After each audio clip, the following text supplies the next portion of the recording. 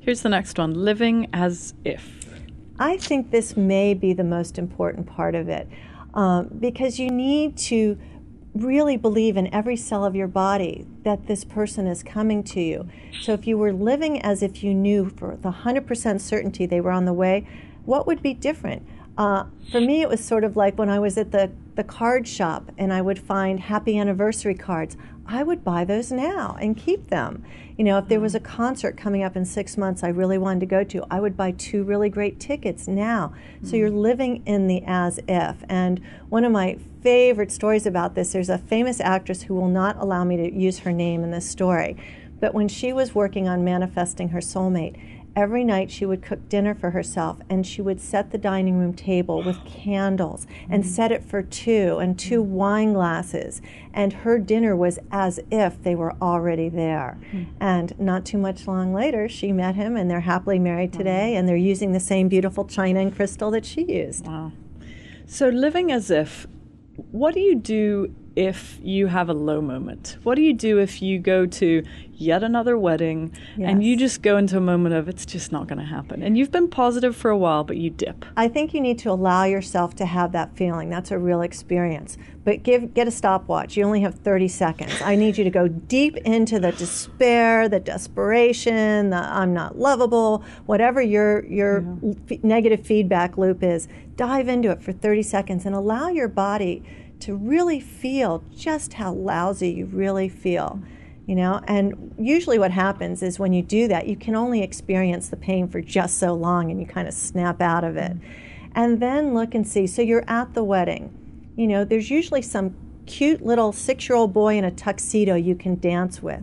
You know, there are people there that you can give love to. You know, how can you support the bride who may be having some kind of a breakdown, or the mother of the bride? You know, look and see in this moment, where can I be giving love? Because as the Course in Miracles says, the only thing that can be lacking in any situation is what you're not giving. Yeah, absolutely right.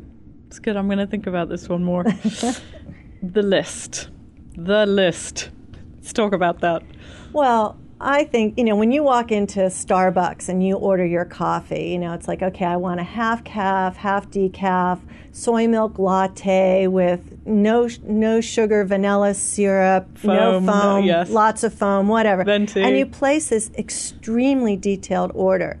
And then you forget about it because you know in 3 minutes they're going to, oh, Ariane, your decaf, half calf, whatever is ready. Yeah. And you trust it's coming and you walk out with what you ordered. It's kind of like that with the universe. But what I ask people to do when they're making the list is put the qualities that you want in somebody. You know, you want first of all, everybody needs the same 3 things on the top of their list. You want somebody who's available, first and foremost. You want somebody who's the same sexual orientation you are. So if you want straight, you ask for straight. If you want gay, you ask for gay. And then you want somebody who's geographically desirable. So if you're sure you're living in New York City and you're not moving, you want somebody who's either already here or willing to move. So those are the first 3 things on the list, because I had one really good friend who manifested her list and he was gay. You know, I had another friend who manifested her list. She lived in Ohio, he lived in Perth, Australia. You know, so it's important to be specific. And then get to the important qualities. You know, do you want somebody who's athletic? Or somebody who's a couch potato? You know, really think about what you want. I had 47 items on my list.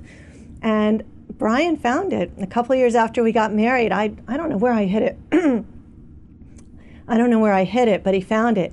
And he comes up the stairs waving this yellow piece of paper going, there's only 2 things on your list I'm not. I'm like, what list are you talking about? He said, your soulmate list, I found it. I said, okay, what 2 aren't you? He said, well, I'm not Jewish and I don't cook. Well, it turns out that I'm not a practicing Jew. It wasn't all that important, and we've never missed a meal, so the cooking thing wasn't important either. But when I reread the list, I was so surprised to see I wanted somebody who was on a spiritual path, who was very generous and kind and big-hearted and patient, and he's all of those things. I wanted somebody who was really healthy and into fitness and was a meditator. He was all of those things. And most importantly, I wanted someone who would love me and my family unconditionally, because I'm very close to my family. So, you know, even though I'd forgotten about the list, I got the list. So there's no limit as to how long the list is. You can put 10 things, you can put 50 things. Yeah, you just want to make sure they're the most important things. And then once you create the list, have your best friend read it over to make sure, A, you didn't forget something really important. You know, like I didn't put on there that I wanted somebody who was a night owl. Brian goes to sleep at 9 p.m. and is up at 4:30 in the morning. Now, guess whose schedule I'm on? You know, it just worked out, and I think I'm actually healthier for it. But, you know, if you know you're a night owl and you want to be up all night, you might want to add that. Beautiful. Here's the next one, unhooking the past. Yeah, this is really important. So did you ever notice when you broke up with somebody or somebody broke up with you and you got to a certain point where you decided, that's it, I'm done with them, I'm cutting the ties, and the next day they call? You know? Oh, yes.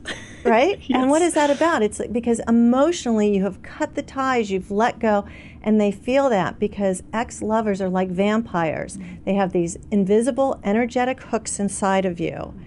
And as long as you're not untying those hooks, they're emotionally connected to you. So that leaves you unavailable for another relationship. And they're still siphoning energy from you. Now, I'm not saying all ex-lovers do that, but we all know what we're talking about. There's certain kinds that do. So in the Soulmate Secret, we go through different rituals that you can do to unhook those. And it can be as simple as, you know, you just do a karate chop in the air, you just declare, you know, George, we are done, finished, whatever. And there are more elaborate rituals you can do. So is it possible to meet your soulmate if you're in another relationship? Yeah, I think that happens from time to time.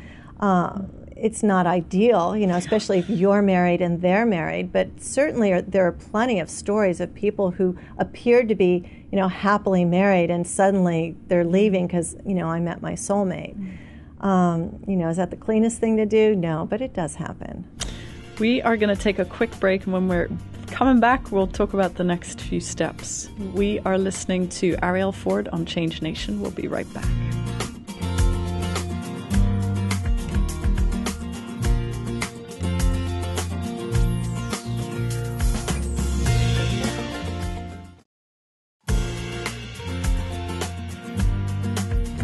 Welcome back. You're listening to Change Nation, and today my guest is Arielle Ford, and her book is called The Soulmate Secret: Manifest the Love of Your Life with the Law of Attraction.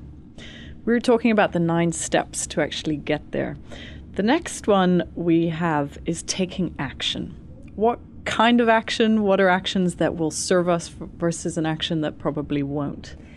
Well, I think the first action you can take is listening to your intuition. You know, so if you get home from work and you're exhausted and your best friend calls and said, you know, I just met these great guys and we're going out for drinks, why don't you join us? And there's a part of you going, oh, that would be really fun. And there's another part going, oh, I just want to take a bath. Get dressed and go out. Chances are you'll have a good time, and you never know. And I know at least 3 women who met their soulmates because they spontaneously, you know, took up an invitation that they got. The other kind of actions is, I would say, don't obsess.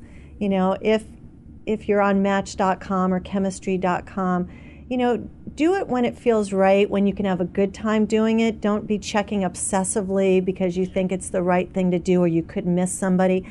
Trust me, your soulmate's out there and you're not going to miss him or her. What you can do with, you know, these kinds of tools is maybe speed up the process a little bit, but you don't have to obsess about it. Is one of the actions creating a vision board, creating something visual that you can sort of look at? I know we talked about the list and it was maybe more words. Right, and I'm a big believer in vision boards. I have lots of them. And so, yes, so I always say get a big piece of poster board and then cut out pictures and images and words that are a representation of what you want this life to be like. So some people may have wedding dresses and engagement rings. I don't think that's the most important thing unless that's really critical to you. I think it's more about evoking feelings. You know, do you want to have, where do you want to travel to? Like I had Bora Bora on mine for the longest time, and we just went there for our 10th anniversary.